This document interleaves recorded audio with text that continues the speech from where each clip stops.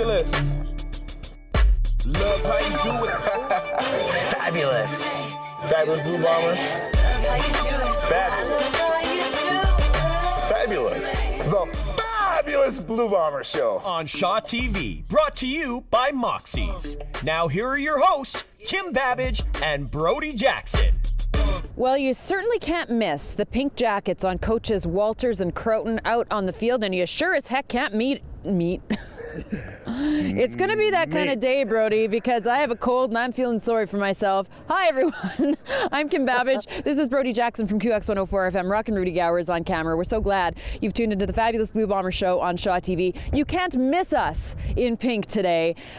We are pretty bright. You'd see us from a long ways away. Look at it. Look, it looks like I ate a lot of Thanksgiving turkey. Yeah, you look like a big pink marshmallow. You got a lot of layers going on there. I'm from the Ghostbusters movie, dyed pink. Yeah, no, well, Brody got here with a hoodie and his jersey on, and then we stacked him up with the pink gear because, of course, this weekend, the Bomber game against Calgary here at Canada Stadium is the big pink game with all the proceeds from all pink gear going towards the Keeping Abreast Foundation. We'll tell you more about that later on in the show, but we are definitely decked out. We're bright. We're ready to go. I love these outfits. Like, I really do. They're really, really nice and cozy. And, man, these hoodies, they're great. I think you should go pick one up. It's for a great cause. It's good-looking stuff. Absolutely. I do. Just don't wear 9 gears underneath it. You won't look like the, cream puff marshmallow. You're sweating a little? Was. Stay Puff. Is that what his name was? Stay Puff. Yeah.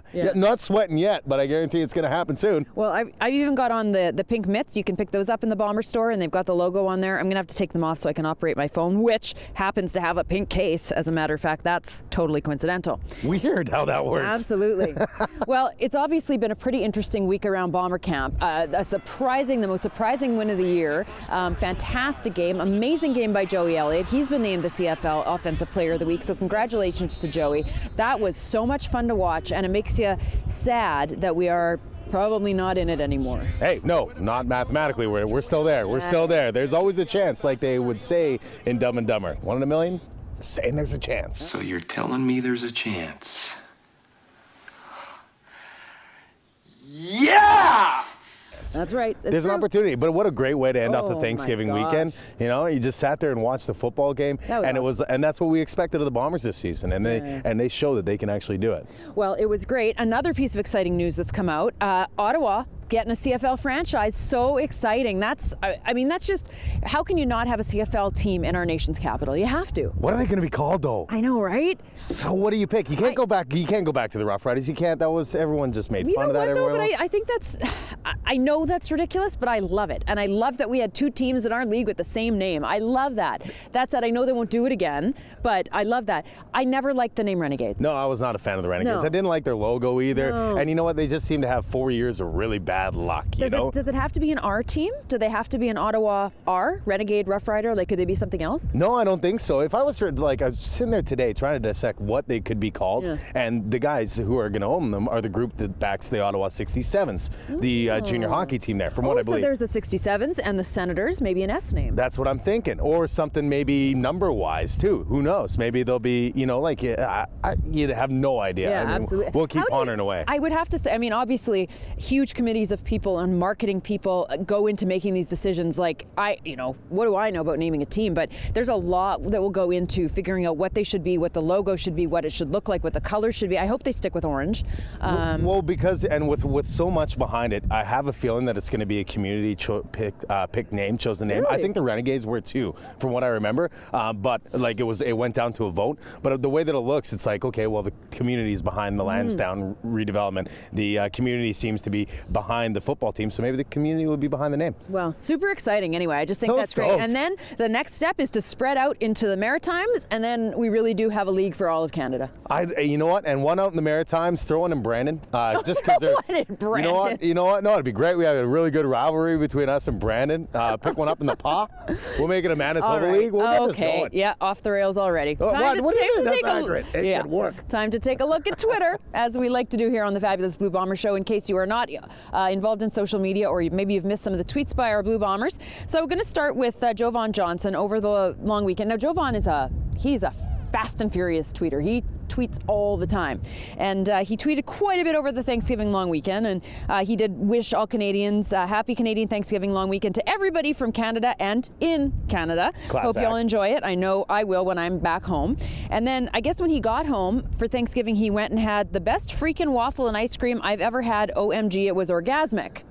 Now, that does look like a good waffle, but I think maybe we need to take Jovan out and introduce him to some of the other fine foods Winnipeg has. Well, you know what? Hey, waffles are the way to go, but that's your Thanksgiving? If that's the best thing he's ever had, I think we've got some work to do. I don't know, man. Winnipeg's got some work to do. You're the one who said meat at the beginning of the show. I'm thinking you're pretty hungry. Wouldn't you want to eat that right now? Perhaps. I want to eat the phone. Okay, so Thanksgiving aside, guys were tweeting about the game, and they were tweeting a lot more after the big win, of course. So Terrell Parker says to Marcellus Bowman, "You feel bad for doing a little mouse dance on TV, LOL?" Now, I don't know. Do you know what the little mouse dance is? No, but it sounds awesome. Okay, so Marcellus responds, "Hey man, I got caught up in the moment. I just hope Canada don't find out where the dance came from, LOL." Terrell Parker calling out Marcellus Bowman for Dancing with the Stars Canada. The little He's mouse dance. All right. Happen. Next, we've got. Okay, so this is kind of confusing, but somebody tweeted, "Beat Stu with the game-clinching interception, but Joey Elliott with the mad hops." And that was one of the best images of the game. Joey Elliott jumping with excitement at the end when Brandon Stewart caught that interception and thusly ended Montreal's drive. It was awesome, and Joey Elliott retweeted that and just said, "Beat Stu." It was cool that he, how pumped up he was the entire game. Yeah. It wasn't just, he was motivated. He was going the entire game, just giving her. And really, the definitive tweet comes from Enoch Mwamba, who says, "Fat lady didn't sing yet, Bomber Nation." I did not hear her either, actually. I guess that's a good point. Yeah, very observant. Right. So Fat Lady has not sang. It's not over, folks. So we're gonna leave the Twitter segment off with Dion Beasley here, and he had two funny tweets this week. And his Twitter is protected, so you might not be able to read him unless he accepts you. But one of his tweets says, "I think people be coming in my house stealing groceries. Where the bleep is my cheese?" Who stole his cheese? That's hilarious what a to me. terrible thief. That's hilarious to me. Where's my cheese? But if you stole Dion Beasley's cheese, you give that back to him right now. Right now. Don't steal cheese. Do not steal a man's cheese. Anything else, that's fine. And then the final question, he asks, "Why don't corn stay in your system?" Curious. Well, he didn't have cheese, so he had the corn instead, apparently. Evidently. Anyway, that's this week's look at Twitter. And I don't know, follow us on Twitter at FBBSWPG.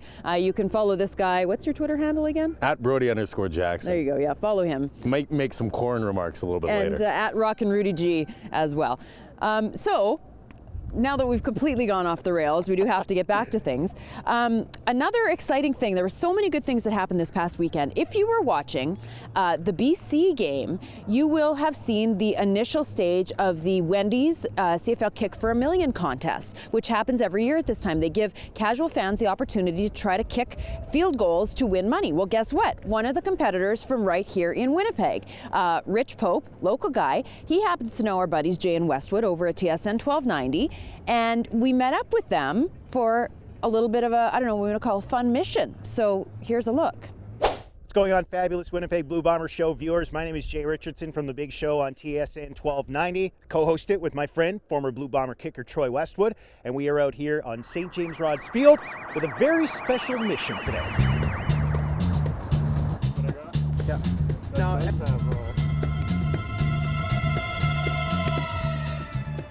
a couple of days ago, I got a phone call out of the blue from my old friend Rich Pope, who I went to junior high school with in Roblin, Manitoba, and he presented me with an interesting question. Could I get him in touch with Troy Westwood? It seems that Rich is one of 4 people in all of Canada who's going to have an opportunity to kick for $1 million in TSN and Wendy's Kick for $1 Million contest. Well, it is that time of year again, boys. Wendy's Kick for $1 Million. Entries are now closed. All the ballots are in. In fact, we're down to the quarterfinal stage right now, which began tonight at BC Place. This all started pretty much when the contest was first announced on TSN. I just went online and entered on the contest online. All of a sudden, last Friday, I got a phone call from TSN, and then ever since then, the last week has just been a whirlwind of trying to get ready and practicing and filling out the paperwork and all that kind of stuff, trying to get ready for this.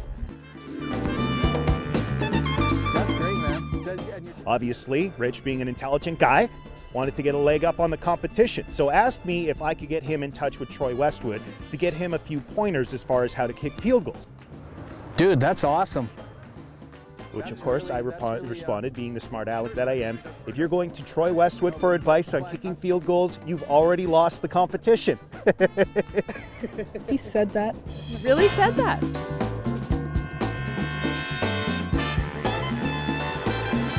So Troy is going to give Rich some pointers here, try to take him through some of the steps and give him a little bit of advantage over this guy from Calgary. And hopefully Rich can bring home the $1 million from Wendy's and TSN and split it with Troy and I. A guy can dream. Houston, because the environment from this to BC Place is going to be a little bit of a shift, right? So as much as you can, think that you're in that space here. For field goal kicking, I don't really have any experience whatsoever. I have kicked a football before, but never through the uprights. I do have soccer background. I started playing soccer again this year with just a co-ed rec league, so I'm hoping some of my soccer background kind of kicks in here. That's really good. Yeah, the first thing I asked Rich was, do you play or have you played soccer? If the answer is no to that, then the person will not have a chance, is pretty much how I feel. It'd be real tough to have never made the kicking motion and contacting a ball to come in and kick a 30-yard field goal. So it could be done, but the likelihood, and certainly 40-50, would be negligent or tiny. But if he plays the game of soccer and he's playing co-ed soccer now, then that gives him a huge advantage.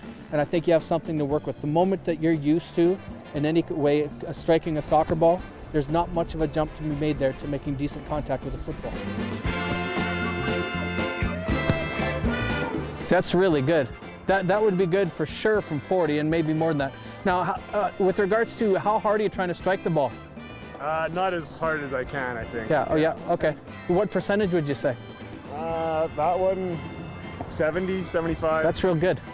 I mean, he just looks like has a natural athleticism about him, no question about it. I think he's not going to struggle at all from 30 or 40 yards. He's going to have to lean into a little bit from 50. But he's telling me he's kicking at 70, 75%, so he looks very smooth, and I think he's going to be successful. He's just a 15-yarder. Come on, Rich, it's 15 yards for crying out loud. And makes it interesting. Oh yeah. So Poper advances to the semifinals. Yeah, there are definitely some nerves for sure. I'm definitely looking forward to it, though. I think it's like there's tons and tons of people that would rather be in my position right now. So I feel super privileged to have this opportunity. Did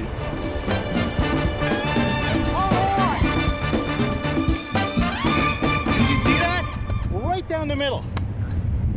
This guy's gonna win $1 million. He's gonna have to share it with me. 1 Minute With, brought to you by Winnipeg U-Drive and Payless Car Rental. Joey Elliott maybe fulfilled here today. Elliott pulls it back, play action, end zone touchdown, Rory Kohlert. What a play by the Blue Bombers. The Alouettes nowhere to be found. 1 Minute with Rory Kohlert, who had his first touchdown in the CFL this past weekend. How did that feel? It felt good. It was relief, get in the end zone. Where does this rank then as the best moment in your career, your entire football career since you were a youngin'? It's probably near the top for sure. It's one of my better moments. Now you're from Regina, Saskatchewan. Other than Regina, when you're traveling and playing football, what's your favorite city to go to? Probably Montreal. Just like all the history in downtown and stuff like that, and it's just a cool place to be. And the food, I'm assuming too, right? Yeah, the poutine. Yeah. Always told about the poutine. Now you have a similar number 87 to Sidney Crosby, a hockey player. I was going to ask you a hockey-related question with winter come along. Favorite NHL team? The Jets. Yeah. Smart move, going with the home team. That's a good call. Get the fans on your side. That's right. Now, Mila Kunis was named the sexiest woman, according to People's Magazine, Esquire Magazine. Who do you think the sexiest woman is? I'm a fan of Olivia Wilde. Olivia Wilde. I wouldn't have chosen that one, but it's a good call. I'm going to have to go home and remember what Olivia Wilde looks like because I can't remember. And I was wondering, since you are a Saskatchewan boy, you got to go somewhere to warm up during the winters. Where do you go? Mexico, somewhere in Mexico. Been to Playa del Carmen, Cancun, something like that. So you do the whole scuba diving thing? No, been snorkeling, but no scuba diving. Oh, watch out for sharks. There's a lot of those down there. Thank you so much for doing this. Congratulations on the game too, by the way. You played a great one. Thank you. Appreciate it. Cheers. Well, we told you we were going to give you the lowdown on the pink game coming up this Saturday, and Jeffrey Bannon's here to talk about it. We are, we thought actually you'd be head to toe in like a pink tailored suit. You'd get something special made up for the occasion. You didn't. Saturday. Okay, fair enough. So give us the details on the game and all of the details we need to know. Well, through the CFL, this is our third year, and we're very proud to be teamed up with Keeping a Breast Foundation through the Health Science Center Fund again. And all the proceeds that you see of the lovely gear that you're wearing go towards the Keeping a Breast Foundation. And that's something we're very proud of. 100% of the proceeds stay here in Manitoba, and it's just a disease that, it has a personal connection for a lot of us. For me, my mother was hit twice with cancer, and going through what we went through as a family really hit home. And now, for the fact that we can say that, it's cool to wear pink, it's acceptable to wear pink, and we can fight this disease. And it's not just breast cancer, it's all women's cancer. And these guys battle on the field, so hopefully we can take a chunk out of cancer one game at a time. And at the end of the day, we've raised over $30,000 the past 2 years, and if we can top that goal this year, let's do it. Awesome. Now, in past years, guys have worn pink toques, pink gloves, etc., and then those have been auctioned off later. Are we doing that again this year? We are keeping all the pink product, and we may do it at a later time, but everything is about the pink merchandise right now that we're selling at the store, because we feel we can raise more funds that way. Sure. And 9 times out of 10, if you see some of the stuff the pink guys are wearing, it's cool and they want to keep it. Well, I know that when the Grey Cup train came through and guys were there signing autographs, they were wearing the pink hoodies, and on Twitter everybody's asking, can we get those, can we get those? Well, Brody's wearing one of them today, and you actually can go to the Bomber store, pick that up, and all sorts, anything you want is in pink. We have even pink cowboy hats, pink slippers, pink toques, pink scarves. Brody was asking about pink panties. Do you have pink panties?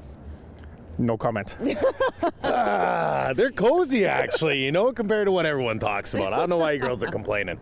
All right, so 100% of the proceeds to the Keeping Your Breast Foundation. Anything people need to know? We just want them decked out in pink on Saturday? Exactly, and there'll be a bunch of pairs of Keeping Your Breast volunteers walking around the stadium. And, the weather fluctuates back and forth, but if you can pick up a pair of mitts or scarves, toques, whatever you can, help support the cause, it'd be greatly appreciated. And you can wear those things all year round, because any time of year, any day of the year, it's important to support breast cancer research. Thank you so much, Jeffrey, and we'll see you here on Saturday. Thanks, guys. Go Bombers. Woo.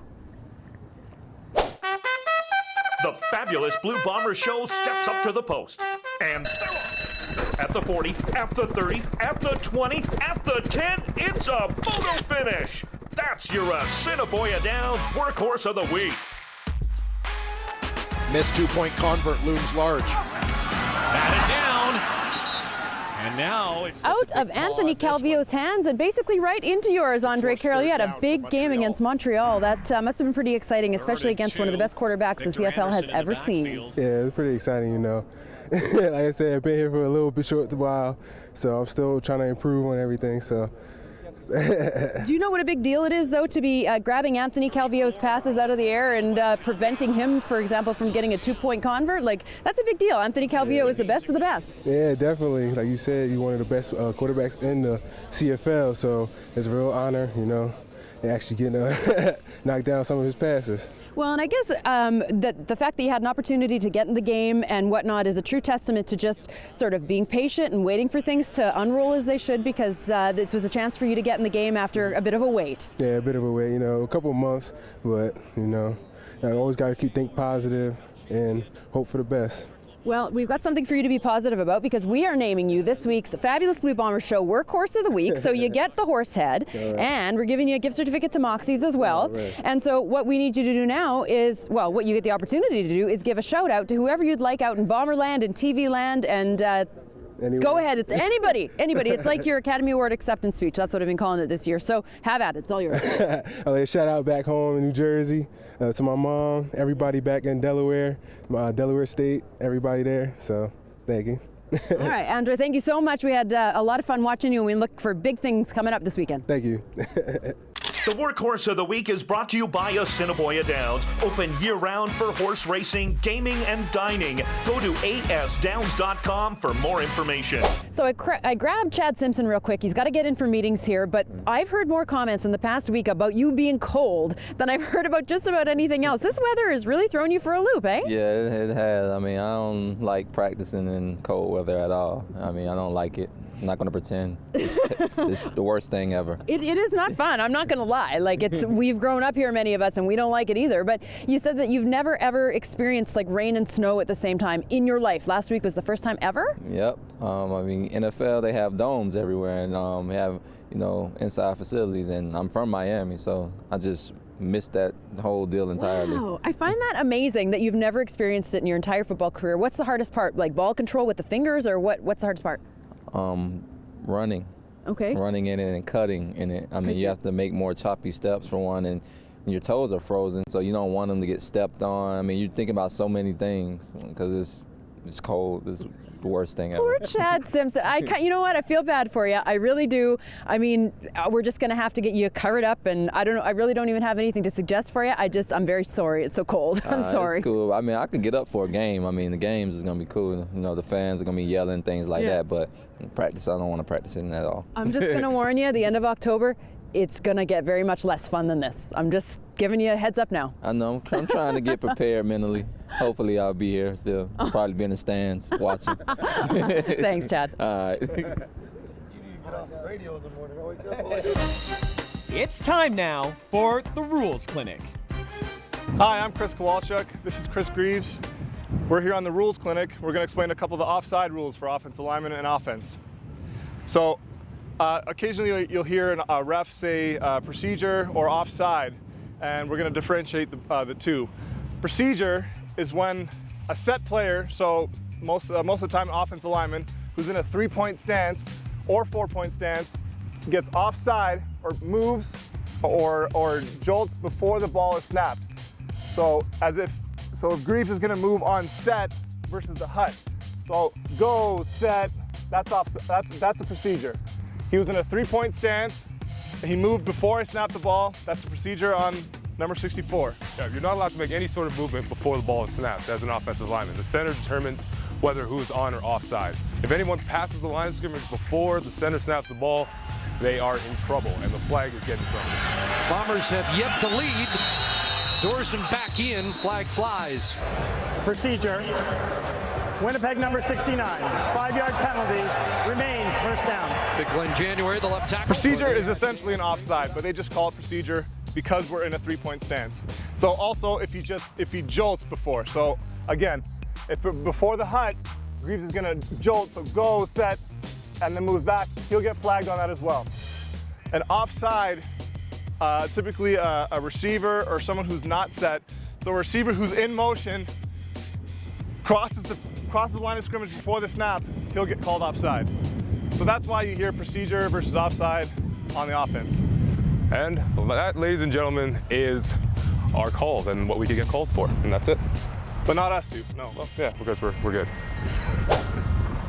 Larry! Larry! No, I got the wing. On 68. 39. Do some. Go! 142. Come on, Texas. 142, so that. Texas versus the nation. There you go, Breezy. That's what you want. Oh, boo! Gloves, man. You're a hell of a player, man. You know what I'm saying? We're going to be okay, you know. Shit. You look pretty good in the dressing room, too. I like done some good work on your body. What's going on, Grand Wizard? No, Corey and Trevor, we don't want anything to do with your illegal gas. Get in here, Steve. Let's go. Hard guys with class 3. This is how we do it. 1, 2, 3. This is how we do it. Good job, Bobby. Way to step up. Answer the bell. Yeah. Woo.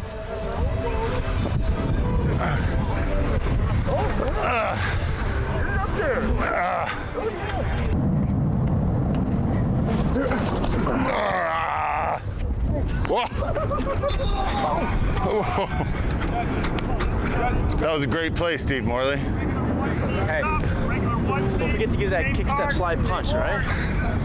All right. Thanks for the tip. Somebody lost a bit of their hair there. They found out a weave. A little bit of weave there. Rat! Guess who's coming to dinner? 342. 342. Hey. Good decision. Good. Area first. 142. 142. Done. Nice. Good job. Hey, Coach, you saw me make that 5 call to... Hey, Pat, did you want a 5 call on that? So I asked him, and he said I could rip it off. I know it's a 5, though. I've told them that the quarterback has seen that. Right, okay. Yeah. So if he doesn't get it off, it's not. You know, the other side knew what they were doing over there. Well, I know what I was doing. Hell. I just didn't make the call. What's up, Sue? How you living?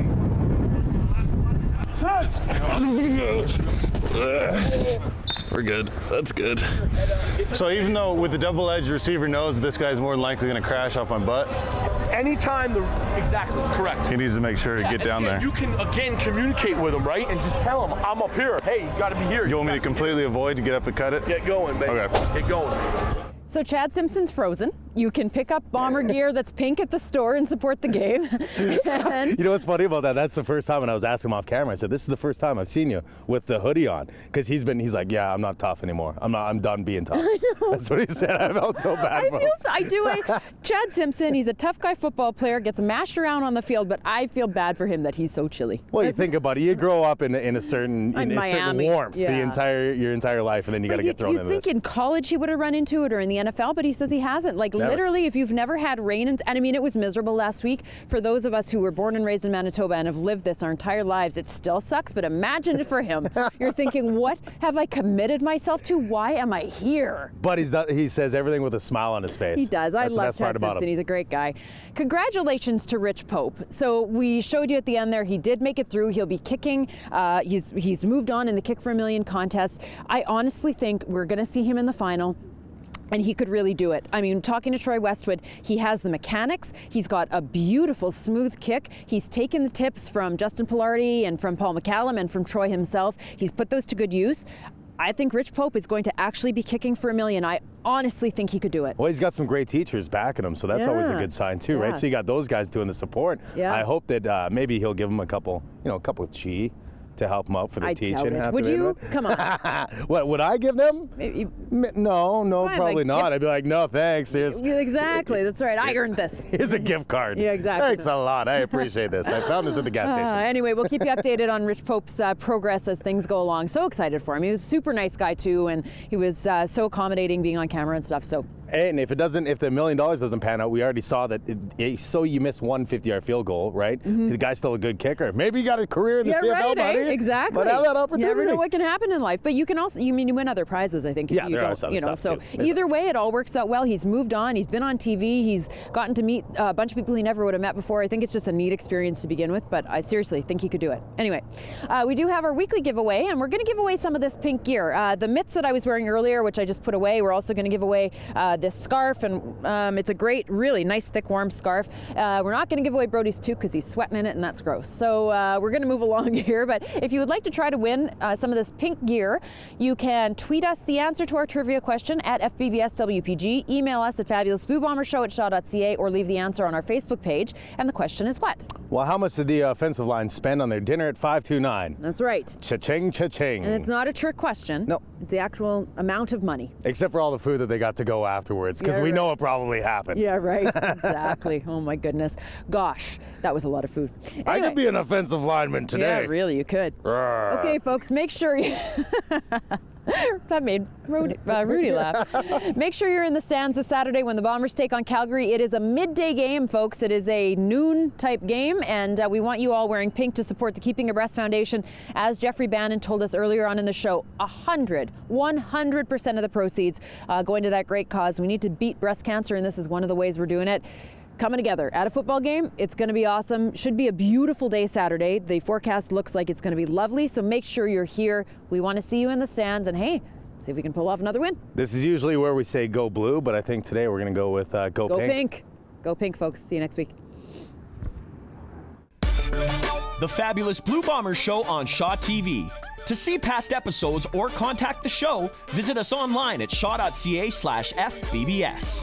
Like us on Facebook. Follow us on Twitter, or email us at fabulousbluebombershow@shaw.ca. Here we go.